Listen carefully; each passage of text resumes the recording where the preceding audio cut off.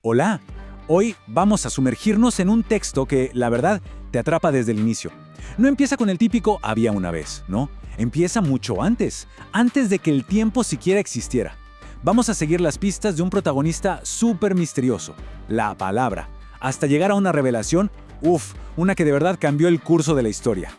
Imaginen esto por un momento. ¿Y si todo, absolutamente todo, hubiera empezado no con una explosión, no con un proceso lento, sino con una palabra? Esa es la idea tan potente que nos plantea el Evangelio de Juan desde el vamos. Así que bueno, vamos a desentrañar qué es lo que significa esto. Ok, entremos en materia. Lo primero es este misterio, este protagonista tan enigmático que el texto llama la palabra. La pregunta obvia es, ¿qué es? ¿O quién es? Por suerte, el pasaje nos va soltando pistas desde el mero comienzo. Y la primera pista es... ¡Wow! Es muy fuerte. Nos dice que antes de que existiera algo, antes del comienzo, la palabra ya estaba ahí. Piénsenlo, no es algo que se creó en algún momento, no. El texto afirma que existía antes de que la idea de empezar tuviera algún sentido. O sea, antes del universo, antes del tiempo mismo. Y aquí es donde la cosa se pone, bastante profunda. Esta frase es clave. Por un lado nos dice que la palabra estaba con Dios. O sea, hay una relación, una cercanía, pero son distintos. Y al mismo tiempo, ¡pum!, nos dice que la palabra era Dios. No como Dios, sino que era Dios. Comparte su misma naturaleza divina. Es una idea fascinante.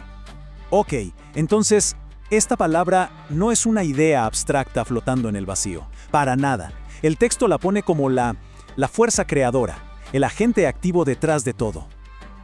Es una afirmación increíble si lo piensan bien. Cada estrella, cada planeta, cada cosita minúscula, todo lo que existe fue hecho a través de la palabra. Sin ella sencillamente no existiría nada. Bueno, ya vimos que es una entidad eterna y creadora. Pero el texto no se queda ahí. Para ayudarnos a entender su naturaleza, nos da unas metáforas súper potentes: la luz y la oscuridad.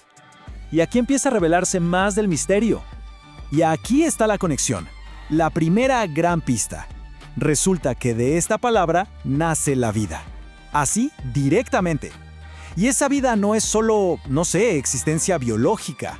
No, el texto dice que esa vida es una luz para la humanidad. Es la que nos ilumina el camino. Entonces, se nos plantea un escenario de conflicto, ¿no? Como un clásico. Luz contra oscuridad. La luz, que es vida, que es verdad, que viene de la palabra, y la oscuridad que, intenta apagarla. Pero ojo, aquí hay un detalle clave, un desequilibrio de poder. La oscuridad lo intenta sí, pero el texto nos deja claro desde el principio que no tiene chance, simplemente no puede ganar. Y esta frase lo remata. La luz alumbra en la oscuridad y nada puede destruirla. No es una pelea pareja. No hay suspenso. Es una declaración de victoria total. La luz brilla y punto. La oscuridad no tiene poder sobre ella. Muy bien, ahora la historia da un giro interesante. Para preparar el terreno para esta luz tan poderosa, aparece un personaje clave, un hombre llamado Juan. Y su rol es súper específico y es fundamental para entender todo lo que sigue. A Juan se le describe como un testigo. Y esto es importantísimo. Su trabajo no era brillar él mismo, no, para nada. Su única función era ser como una flecha, apuntar hacia la luz verdadera. Él era el que anunciaba la llegada, pero no era el protagonista, el mensajero, no el mensaje. ¿Se entiende? O sea, toda su misión, todo su rollo, se puede resumir en una sola cosa: preparar a la gente. Tenía que convencerlos de que estuvieran listos para creer en esa luz verdadera que estaba a punto de llegar. Estaba, generando la expectativa, preparando el escenario para el gran evento. Y entonces llega el momento. Después de toda esta preparación, la palabra, esa luz verdadera de la que hablaba Juan, por fin llega. Se hace presente en el mundo. Se acabó la espera.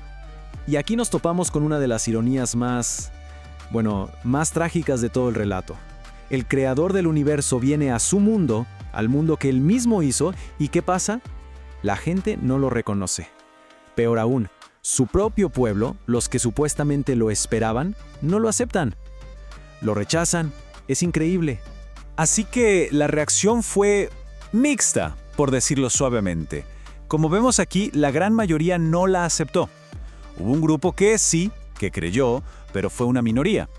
La fuente de toda vida y creación se encontró con un rechazo generalizado. Pero, ojo, que la historia no termina ahí, con el rechazo. Porque para esa pequeña parte que sí la aceptó, para los que sí creyeron, el resultado fue algo que les cambió la vida por completo. El texto es súper claro. A ellos se les dio el poder de ser llamados hijos de Dios. Y no habla de un nacimiento normal, sino de algo que viene directamente de Dios. Y con esto llegamos al clímax, al momento cumbre de este pasaje. Todas las piezas del rompecabezas, la palabra, el creador, la vida, la luz, todo, absolutamente todo va a encajar ahora en un solo punto.